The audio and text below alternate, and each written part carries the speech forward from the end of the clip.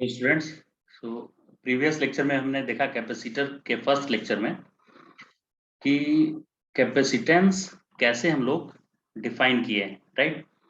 Capacitance ये नहीं होता है कि कितना ज्यादा चार्ज स्टोर किया है कोई कंडक्टर।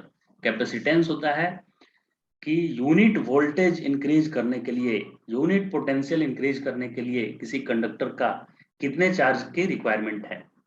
अगर यूनिट पोटेंशियल इंक्रीज करने के लिए ज्यादा चार्ज चाहिए तो उसका कैपेसिटेंस ज्यादा होगा, और यूनिट मतलब 1 वोल्ट पोटेंशियल इंक्रीज करने के लिए बहुत कम चार्ज की रिक्वायरमेंट है, यानी कम ही चार्ज में वो 1 वोल्ट कर ले रहा है अपना पोटेंशियल, तो उस केस में कैपेसिटेंस कम होगा।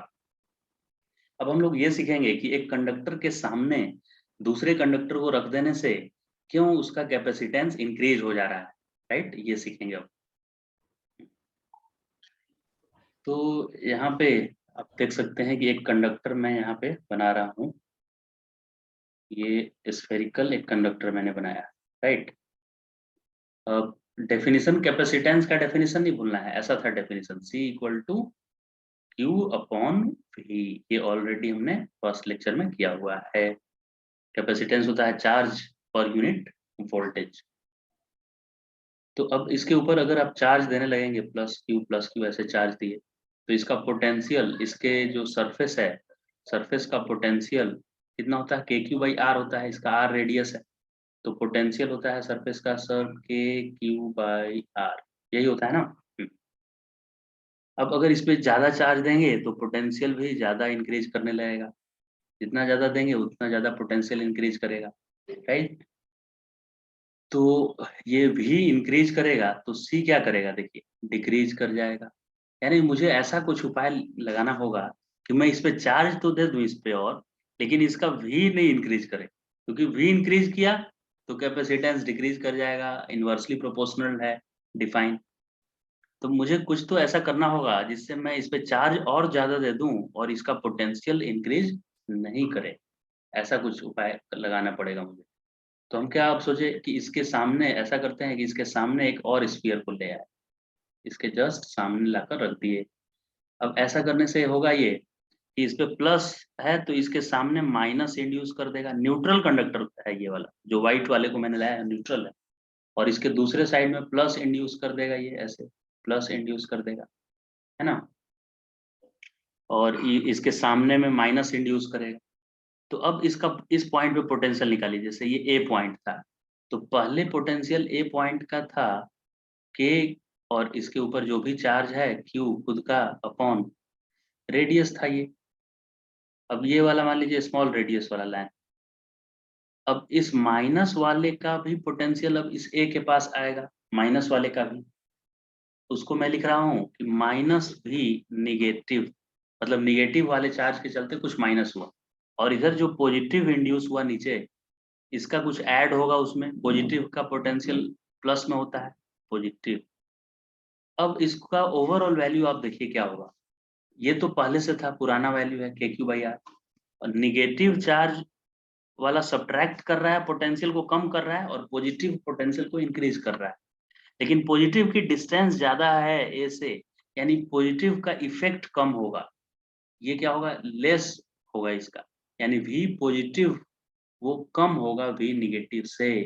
निगेटिव का पोटेंशियल ए पे ज्यादा कैसे हो जा रहा है, क्योंकि निगेटिव पास में है, और पास में रहने से ज्यादा इफेक्ट उसका पड़ेगा वहां पे, और ये पॉजिटिव दूर है यहाँ पे, तो इसका वहाँ इफेक्ट कम पड़ेगा, तो पॉजिटिव वाला पोटेंशियल कम है। तो इसका एक नंबर ले लें अगर, जैसे कि निगेटिव वाला पोटेंशियल का वैल्यू ये -10 है, तो पॉजिटिव वाला का ओनली +5 ही है। तो ओवरऑल आप देखेंगे तो -10 +5 यानी -5 का सब्ट्रैक्शन ही हो रहा है, यानी पोटेंशियल पहले से जितना था उसमें कुछ कम हो गया पोटेंशियल। अब पोटेंशियल कम होगा तो कैपेसिटेंस क्या होगा, C equal to Q upon V formula है। अगर इसको आप डिक्रीज कर दिए किसी कंडक्टर के सरफेस का पोटेंशियल, तो उसका कैपेसिटेंस इंक्रीज कर जाएगा, है कि नहीं। तो इस तरह से हम कैपेसिटेंस ज्यादा बना सकते हैं अगर एक कंडक्टर के सामने एक दूसरे कंडक्टर को रख दिया जाए तो। इसको इंक्रीज कराने का एक और, इसको और भी इससे भी ज्यादा इंक्रीज कराना है तो इधर अर्थिंग कर दीजिए, इधर क्या कर दीजिए, अर्थिंग। अर्थिंग करेंगे तो ये प्लस न्यूट्रलाइज हो जाएगा, तो ये बेचारा जो भी प्लस ऐड कर रहा था ये भी चला गया, तो अब पहले के पोटेंशियल से -10 हो जाएगा, माइनस यानी खाली नेगेटिव का इफेक्ट रह जाएगा, और इस पॉजिटिव को तो अर्थ से अर्थिंग कर दिया है, इसलिए न्यूट्रलाइज कर दिया। तो इस तरह से Q/V में V और ज्यादा डिक्रीज करेगा, क्योंकि पहले 5 ही कम हो रहा था, अब 10 कम होने लगेगा, तो कैपेसिटेंस और भी ज्यादा इंक्रीज कर जाएगा। तो कुल मिला के क्या बात हुआ यहाँ पे कि एक कंडक्टर के सामने एक दूसरे कंडक्टर को अगर आप रख देंगे तो पहले वाले कंडक्टर का कैपेसिटेंस इंक्रीज कर जाता है, कैपेसिटेंस इंक्रीज कर जाता है उसका, और जो दूसरा वाला कंडक्टर था जिसमें इंड्यूस चार्ज हो रहा था उसको अर्थिंग कर देंगे, तब तो पहले वाले कंडक्टर का और भी ज्यादा कैपेसिटेंस इंक्रीज हो जाता है, राइट। ये इस कॉन्सेप्ट में था। तो अब हम लोग ये भी डेफिनेशन समझ गए कैपेसिटर का। अब क्यों एक दूसरे के सामने दो दो प्लेट यूज करते हैं ये भी हम समझ गए। अच्छा, एक इसका दूसरा भी कॉज है कि दो प्लेट ही क्यों यूज कर रहे हैं, एक दूसरा भी इसका एक्सप्लेनेशन है। वो क्या एक्सप्लेनेशन है, देखिए हम दे रहे हैं दूसरा एक्सप्लेनेशन इसका। दो प्लेट का इसलिए यूज कर रहे हैं क्योंकि अगर ये प्लस है तो इसके सामने ये माइनस इंड्यूस कर देगा, ऐसे माइनस। अगर सिंगल प्लेट रखते, एक ही प्लेट अगर हम रखते ऐसे, तो इसका इलेक्ट्रिक फील्ड यहाँ से और इनफाइनाइट तक होता, मतलब यहाँ भी इलेक्ट्रिक फील्ड होता है, यहाँ भी, मतलब इसका लाइंस जो है इलेक्ट्रिक फील्ड लाइंस वो पूरा इनफाइनाइट तक होता। लेकिन मुझे जो चार्ज स्टोर करना होता है उसको कन्फाइंड रीजन में स्टोर करके रखना होता है, पूरा स्प्रेडेड नहीं होना चाहिए। स्प्रेडेड होगा तो इधर कोई लैब में मान लीजिए कुछ एक्सपेरिमेंट करेगा तो ये इलेक्ट्रिक फील्ड, इसका वाला इलेक्ट्रिक फील्ड उसको डिस्टर्बेंस क्रिएट कर देगा वहां पे, है कि नहीं। और आपको जब जरूरत पड़ेगा आप यूज भी नहीं ले पाएंगे। जैसे आपको पानी को स्टोर करके रखना है, जैसे चार्ज को मुझे यहाँ स्टोर करके रखना है कैपेसिटर पे, वैसे ही आपको पानी को स्टोर करके रखना है। तो आप उसको स्प्रेड नहीं ना कर देंगे पूरे रूम में। रूम में आप पानी को टैप को ओपन कर देंगे या मोटर चलाकर पाइप को पूरा छोड़ देंगे तो वो सब स्प्रेडेड पूरा रहेगा पानी, तो वो आपके यूज का नहीं है। आपको एक टैंक में पानी रखना है स्टोर करके, टैंक मतलब किसी सर्टेन रीजन में इतने वॉल्यूम में रखना है। तो वैसे ही एक अगर अकेला ये रहता तो इन्फिनिटी तक इसका फील्ड हो जाता, और दो है तो यहीं से यहीं तक है, तो मुझे एक कन्फाइंड वॉल्यूम में इतने ही दूर में मेरा इलेक्ट्रिक एनर्जी स्टोर है, इलेक्ट्रिक फील्ड यहाँ पे इतने ही दूर में स्टोर है। तो अब इधर कोई एक्सपेरिमेंट करेगा कुछ लैब में तो इधर का फील्ड है ही नहीं। आपको पता है कि यहाँ का फील्ड क्या होता है, जीरो, क्योंकि प्लस वाले का हो जाएगा σ/2 एप्सिलॉन नॉट और माइनस वाले का -σ/2 एप्सिलॉन नॉट। तो ये दोनों सब्ट्रैक्ट होके फील्ड क्या आ जाएगा, जीरो। तो बाहर फील्ड नहीं होगा तो कोई थर्ड पर्सन जो एक्सपेरिमेंट कर रहा है वो हमारे इस कैपेसिटर्स के फील्ड से डिस्टर्ब नहीं होगा। तो एक तो मैंने क्या किया कि सामने प्लेट रखने से कैपेसिटेंस इंक्रीज करा दिया, और दूसरा कि इलेक्ट्रिक एनर्जी को एक कन्फाइंड रीजन में स्टोर करके रखा, राइट। इतने ही रीजन में, अब इसके इधर भी फील्ड जीरो है और इस साइड भी फील्ड जीरो है, इतने ही दूर तक दोनों प्लेट के बीच में ही सिर्फ फील्ड आ रहा है। इसके बीच में कैसा फील्ड आएगा, तो σ/2 epsilon naught plus σ/2 epsilon naught होगा। सर ये माइनस था, प्लस क्यों लिख दिया, माइनस को भी प्लस क्यों लिख दिया, क्योंकि देखिए प्लस था तो अवे फ्रॉम चार्ज, फील्ड का डायरेक्शन, माइनस है तो टुवर्ड्स चार्ज, तो दोनों एक ही डायरेक्शन में हो जा रहा है कि नहीं। ऐसे करने से तो सेम डायरेक्शन में ऐड होता है, तो ऐड करने से यहाँ नेट फील्ड हो गया σ/ε0, और ये इतने ही दूर तक फील्ड रहेगा, इसके इधर भी जीरो और इसके इधर भी जीरो। तो एक कंडक्टर के सामने दूसरे कंडक्टर को रखने से मुझे दो फायदा हुआ, एक तो उसका कैपेसिटेंस इंक्रीज कर गया, और दूसरा एनर्जी मुझे एक कन्फाइंड रीजन में मिल गया एनर्जी, वो पूरे स्पेस में स्प्रेडेड नहीं है। जैसे कि पानी नदी में बह रहा है या फ्लोर पे आप स्प्रेड कर दिए हैं बकेट से, तो वो आपके यूज का नहीं है पानी, जब चाहेंगे वो यूज नहीं कर पाएंगे। लेकिन वो एक टैंक में स्टोर है, सर्टेन रीजन में एक स्पेस में है, तो उसका बाद में आप यूटिलाइज कर पाएंगे। क्लियर हो गया क्यों हम लोग एक प्लेट के सामने दूसरा प्लेट रखते हैं कैपेसिटर बनाने के लिए। सबसे पहले हम एक स्फेरिकल कैपेसिटर का कैपेसिटेंस क्या होता है ये देखते हैं। कि एक ही कंडक्टर खाली है तो उसका, एक ही कंडक्टर का कैपेसिटर हम प्रैक्टिकली नहीं बनाते हैं, लेकिन फिर भी हम ऐसे चेक कर रहे हैं कि एक कंडक्टर सिर्फ है स्फेरिकल तो उसका कितना कैपेसिटेंस होता होगा, इस पे चार्ज अगर हम दें तो इसका यूनिट वोल्टेज 1 वोल्ट बढ़ाने के लिए कितना चार्ज इसको देना पड़ेगा, वही चेक कर रहे हैं। तो ठीक है, इसके सरफेस का पोटेंशियल के क्यू अपॉन आर होता है, सबको पता है कि 1/4 पाई एप्सिलॉन नॉट। पोटेंशियल का वैल्यू क्या होता है, V equal to 1/4 pi epsilon naught, और चार्ज जितना दिए और उसका रेडियस से डिवाइड कर दीजिए, यही V होता है। तो C क्या होगा इसका, तो कैपेसिटेंस का फॉर्मूला सर आप बताए थे कि चार्ज अपॉन वोल्टेज लिख दीजिए, तो चार्ज को मैं Q लिख दिया और वोल्टेज को ये पूरा यहाँ से यहाँ पे लिख दिया नीचे लाकर। तो क्या था voltage, 1/4 pi epsilon not Q upon R, Q ने Q को मार दिया और ये 4 पाई एप्सिलॉन नॉट R ऊपर आ गया न्यूमरेटर में। तो C इक्वल टू हो गया 4 पाई एप्सिलॉन नॉट R, यानी स्फेरिकल कंडक्टर का एक स्फीयर सिर्फ है, तो उस पे चार्ज देंगे तो उसका कैपेसिटेंस कितना होगा, 4 पाई एप्सिलॉन नॉट R होगा कैपेसिटेंस उसका। तो अगर आपको ज्यादा चार्ज इस पे स्टोर करना है तो इसका रेडियस ज्यादा लेना पड़ेगा, रेडियस अधिक लेना पड़ेगा इसका। C equal to 4 pi epsilon naught R, ये फॉर्मूला हो गया हमारा। तो R equal to C/4 pi epsilon not.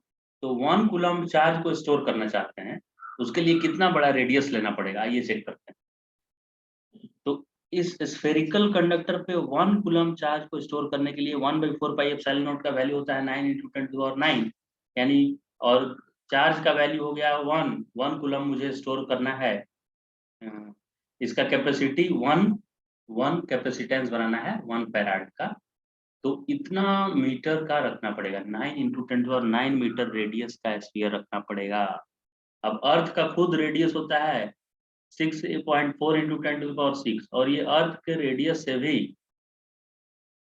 ये लगभग 1000 टाइम्स अर्थ का रेडियस के बराबर है, यानी 1000 अर्थ के बराबर बड़ा स्फीयर आप लेंगे तो तब उसका जाकर कैपेसिटेंस 1 फैराड होगा। तो ये तो प्रैक्टिकली पॉसिबल नहीं है, उतना बड़ा कैपेसिटर बनाना पॉसिबल है नहीं 1 फैराडे कैपेसिटेंस का। तो इसीलिए हम दो प्लेट को एक दूसरे के सामने रखेंगे, राइट। एक प्लेट एक कंडक्टर से बनाना बहुत दिक्कत है बनाने में, क्योंकि बहुत ज्यादा लार्ज साइज रखना पड़ रहा है। अब अब यहाँ पे देखिए parallel plate capacitor, parallel plate capacitor comprises of 2 metal plates. अब हम लोग पैरेलल प्लेट कैपेसिटर पढ़ रहे हैं, राइट। पैरेलल प्लेट कैपेसिटर कैसा होता है, अभी स्फेरिकल देख लिए, तो पैरेलल प्लेट में 2 प्लेट रखा रहेगा एक दूसरे के सामने, तो उसका कैपेसिटेंस अभी डिराइव तो नहीं कर रहे हैं हम लोग, रिवीजन चल रहा है, ये रेगुलर लेक्चर में डेरिवेशन किया हुआ है, देख लीजिए। तो इसका कैपेसिटेंस आता है epsilon not A/T। Epsilon not क्या है, परमिटिविटी ऑफ फ्री स्पेस, यानी दोनों प्लेट के बीच का स्पेस फ्री है, एक प्लेट उसके सामने दूसरा प्लेट है, और बीच में क्या है, वैक्यूम क्रिएट किया हुआ। तो एप्सिलॉन नॉट A/T, ए क्या है, इस रेक्टेंगुलर प्लेट का एरिया है ये वाला, और डी इन दोनों प्लेट के बीच का गैप है, तो एप्सिलॉन नॉट A/D आएगा। अगर इसके बीच में फ्री स्पेस की जगह पर दोनों प्लेट के बीच में कोई डाइलेक्ट्रिक मटेरियल इंसर्ट कर दिए, डाइलेक्ट्रिक मटेरियल इंसर्ट करना मतलब पूरे गैप में यहाँ से लेकर यहाँ तक, यहाँ से यहाँ तक कंडक्टर अगर इंसर्ट कर देंगे तब तो न्यूट्रल कर देगा, दोनों कैपेसिटर के दोनों प्लेट को न्यूट्रलाइज कर देगा। ये प्लस प्लेट है, ये माइनस प्लेट है, इसके बीच में कंडक्टर टच कर देंगे तो माइनस प्लस को आकर न्यूट्रल कर देगा। अगर इसके बीच इंसुलेटर इंसर्ट किए हैं, पूरा फुल जितना स्पेस है दो प्लेट के बीच, पूरे में इंसुलेटर इंसर्ट कर दिया, तो इंसुलेटर को ही डाइलेक्ट्रिक बोलते हैं। जैसे माइका, प्लास्टिक, वुड, ये सब क्या है, रबर, ये सब कुछ रख दिए इसके बीच में ले जाकर, तो इससे इसकी कैपेसिटेंस इंक्रीज कर जाती है। तो अगर डाइलेक्ट्रिक कांस्टेंट के है, जिसको एप्सिलॉन आर भी लिखा जाता है, तो एप्सिलॉन आर या के टाइम्स हो जाएगा कैपेसिटेंस।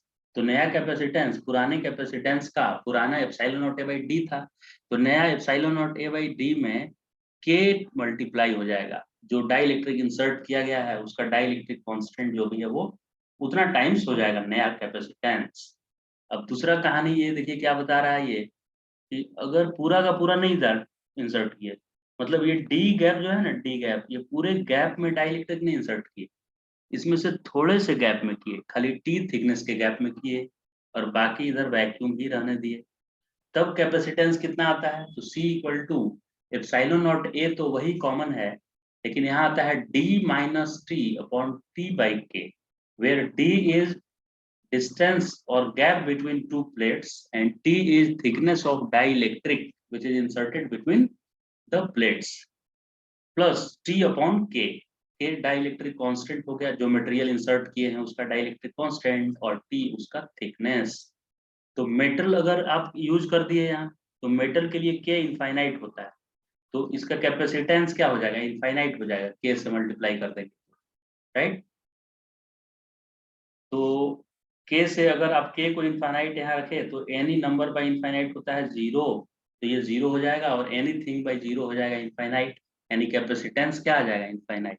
यानी आप कितना भी चार्ज दीजिए इसका कभी वोल्टेज इंक्रीज नहीं करेगा। कैपेसिटेंस क्या होता है, चार्ज देने पे वोल्टेज कितना बढ़ रहा है, तो कितना भी चार्ज देंगे वोल्टेज बढ़ेगा ही नहीं, क्योंकि कंडक्टर यहाँ से यहाँ लगा हुआ है, जो भी चार्ज देंगे इधर से आकर न्यूट्रल हो जाएगा।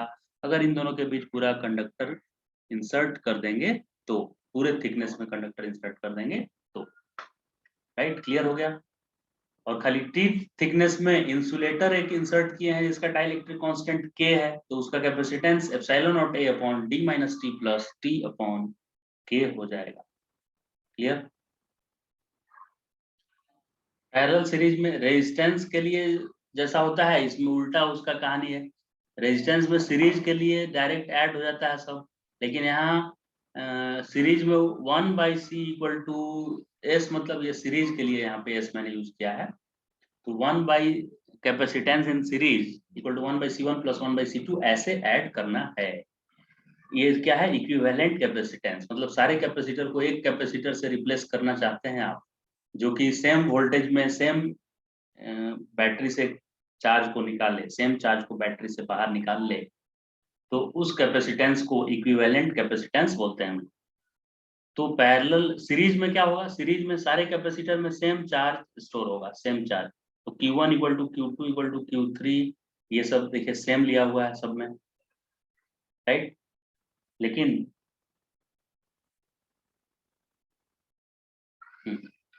लेकिन capacitance, net capacitance 1/c equivalent equal to 1/c1 plus 1/c2 ऐसे करना है। समझ में आ गया होगा ये।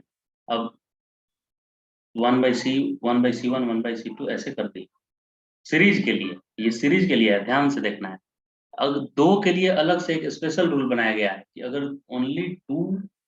ओनली टू कैपेसिटेंस अगर है यहाँ पे, टोटल दो ही अगर कैपेसिटेंस है, तो क्या करेंगे, तो उसके लिए C1 C2 upon C1 plus C2, ये शॉर्ट जो है यहाँ दिया हुआ शॉर्ट ट्रिक, वो आप यूज कर सकते हैं। C1 C2 upon C1 plus C2, simple सा बात है। देखिए जैसे एक कैपेसिटर है यहाँ पे दिया हुआ है 6 माइक्रोफैराड का, और दूसरा है 3 माइक्रोफैराड का। तो इसका इक्विवेलेंट निकालना है, तो उसके लिए 1/c प्लस 1/c1 ऐसे भी करेंगे तो हो जाएगा, 1/c = 1/c1 प्लस 1/c2। लेकिन आप डायरेक्ट भी कर सकते हैं। कैसे फॉर्मूला है डायरेक्ट, तो C1 C2 upon C1 plus C2, C1 C2 मतलब 6 × 3, C1 प्लस C2 मतलब 6 प्लस 3, तो 18/9 यानी 2 माइक्रोफैराड आ गया कि नहीं आंसर, 2 माइक्रोफैराड। तो ये इजी वे में ऐसे सॉल्व कर सकते हैं हम लोग न्यूमेरिकल, दो कैपेसिटर रखने, और दो से अधिक कैपेसिटर है तो पूरा प्रॉपर फॉर्मूला यूज करना पड़ेगा, 1/c = 1/c1 प्लस 1/c2 वाला। अगर n कैपेसिटर सीरीज में है तो क्या होगा, C/n लिख सकते हैं डायरेक्ट, C/n। जैसे कि मान लेते हैं कि 10 ऐसे 10 माइक्रोफैराड का कैपेसिटर 5 कैपेसिटर लगाया हुआ है सीरीज में, तो इक्विवेलेंट निकालने के लिए 1/10 ऐसे 5/n नहीं करना है आपको। इक्विवेलेंट क्या होगा, ऐसा ऐसा 5 है ना, 3 और 2 5 है, तो 10/5 लिख दीजिए, एक का कैपेसिटेंस लिखकर और उससे डिवाइड कर दीजिए नंबर ऑफ कैपेसिटेंस से। नंबर ऑफ कैपेसिटर कितने हैं डिवाइड कर देंगे, तो यहाँ पे 10 का 5 था, तो 10/5 यानी इक्विवेलेंट हो जाएगा 2 माइक्रोफैराड। 2 माइक्रोफैराड इक्विवेलेंट कैपेसिटेंस हो जाएगा अगर 10 ओम का 5 कैपेसिटर कनेक्टेड है तो। फिर वैसे ही पैरेलल के लिए देखते हैं, पैरेलल के लिए क्या है रूल, तो पैरेलल के लिए डायरेक्ट ऐड कर देना है, मतलब C equivalent equal to C1 plus C2 plus C3 direct add कर सकते हैं। तो अगर n है तो NC हो जाएगा। अगर NC ऐसे n टाइम्स है तो नेट कैपेसिटेंस क्या हो जाएगा, NC। अच्छा, पैरेलल में पोटेंशियल डिफरेंस सभी कैपेसिटर के क्रॉस सेम होगा, same potential difference across each capacitor. तो V1 equal to V2 equal to सब इक्वल है। देखिए चार्ज अलग अलग होगा, बैटरी लगा देंगे तो इसमें अलग चार्ज, इसमें अलग, इसमें अलग, इसमें अलग, और सभी चार्ज का सम करेंगे तो total charge supplied by this cell आ जाएगा। बैटरी ने कितना चार्ज सप्लाई किया वो कैसे मिलेगा, तो इंडिविजुअल कैपेसिटर पे जो चार्ज है उसे ऐड कर देंगे, तो सीरीज में चार्ज डिस्ट्रीब्यूशन होगा और पोटेंशियल सेम होगा। पैरेलल में अब दोनों के लिए एक जगह देखिए हम लिख दे रहे हैं क्या है, अगर पैरेलल है तो पोटेंशियल डिफरेंस सबका सेम होगा और सबका चार्ज अलग अलग हो सकता है, Q1 Q2 अलग अलग हो सकता है सब, लेकिन सेम जो होगा उस पर फोकस करेंगे हम।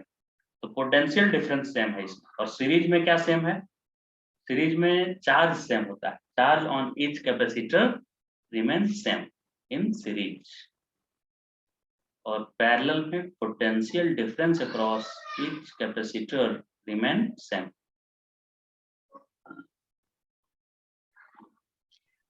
अब कैपेसिटर एनर्जी कितना स्टोर करता है, तो दो पैरेलल एक पैरेलल प्लेट कैपेसिटर ले लिए, यानी प्लेट पैरेलल है उसका, ठीक। तो उसके अंदर अगर भी पोटेंशियल डिफरेंस है, ये भी क्या है ध्यान से देखिए, एक प्लेट जैसे है, यहाँ एक और प्लेट है, इधर प्लस इधर माइनस, इधर प्लस इधर माइनस है, माइनस माइनस माइनस, तो इस प्लस से और इस माइनस के बीच का पोटेंशियल डिफरेंस को ही ये भी लिखा हुआ है। तो इसके बीच कितना एनर्जी स्टोर होगा, तो उस एनर्जी स्टोर का फॉर्मूला है हाफ CV²। अब C इक्वल टू, अब बाद में इसको चेंज कर सकते हैं, Q और V में लाना है, तो C इक्वल टू क्या होता है, Q इक्वल टू CV, तो C को आप Q बाई V लिख सकते हैं, तो Q बाई V लिखेंगे तो एक V कैंसिल होगा, एक Q बच जाएगा, तो हाफ QV हो गया। ऐसे ही Q² बाई 2C भी लिख सकते हैं, तीनों में से कोई एक फॉर्मूला याद कर लीजिए, बाकी कन्वर्ट कर पाएंगे, खुद से ही कन्वर्ट हो जाएगा। तो एनर्जी स्टोर हाफ CV² हो गया, और ये एनर्जी डेंसिटी है, यानी energy stored per unit volume, ये होता है हाफ एप्सिलॉन नॉट E²। मतलब कैपेसिटर के प्लेट के बीच अगर वैक्यूम है और इलेक्ट्रिक फील्ड, प्लेट के बीच इलेक्ट्रिक फील्ड का वैल्यू क्या होता है, सिग्मा बाई एप्सिलॉन नॉट। तो अगर इलेक्ट्रिक फील्ड E है तो हाफ एप्सिलॉन नॉट E² क्या होता है, energy stored per unit volume, यानी एनर्जी डेंसिटी। अब energy density half epsilon not T² है, उससे वॉल्यूम मल्टीप्लाई करेंगे तो total energy stored in the form of electric field inside capacitor you can find in this way. Complete हो गया ये chapter capacitor. अब क्वेश्चंस देखते हैं। फर्स्ट क्वेश्चन है, the electrostatic potential on the surface of a charge conducting sphere. ठीक है, एक स्फीयर है, चार्ज कंडक्टिंग स्फीयर है, तो सॉलिड हॉलो में कोई फर्क पड़ना नहीं है। 100 वोल्ट, ठीक है, उसका सरफेस पे पोटेंशियल 100 है, तो क्या अंदर हर एक पॉइंट पे 100 होगा, बिल्कुल। जितना सरफेस पे होता है उतना ही किसी भी पॉइंट पे उतना ही पोटेंशियल होता है, सरफेस वैल्यू के इक्वल, राइट। तो पूछ रहा है कि इलेक्ट्रिक फील्ड स्टेटमेंट पढ़ना है यहाँ पे, तो पहला स्टेटमेंट क्या है, at any point inside sphere electric intensity 0, यानी इलेक्ट्रिक फील्ड 0 बोल रहा है, बिल्कुल सही बोल रहा है। कंडक्टर के अंदर इलेक्ट्रिक फील्ड होता ही नहीं है, तो इलेक्ट्रिक फील्ड इनसाइड में 0 है, ये स्टेटमेंट सही है। Second statement, at any point inside the sphere electrostatic potential is 100, बिल्कुल सही, क्योंकि जो सरफेस पे पोटेंशियल है वही तो अंदर का पोटेंशियल होगा, अंदर फील्ड ही नहीं है तो मुझे एक्स्ट्रा वर्क ही नहीं करना पड़ेगा किसी चार्ज को इधर उधर मूव करने में, यानी जो सरफेस पे पोटेंशियल होता है वही इनसाइड के किसी भी पॉइंट पे पोटेंशियल होता है। तो सरफेस का पोटेंशियल 100 गिवन है क्वेश्चन में, इसलिए at any point inside sphere the electrostatic potential is 100 volt, so statement 2 is also correct. So let's see which option is correct. Statement 1 true, statement 2 false. This is wrong option. Both S1 S2 false. This is also wrong option. S1 is true, S2 is also true, and S1 is cause of S2. ये बिल्कुल सही है। S1 S2 दोनों तो true है ही, लेकिन S2 क्यों true है?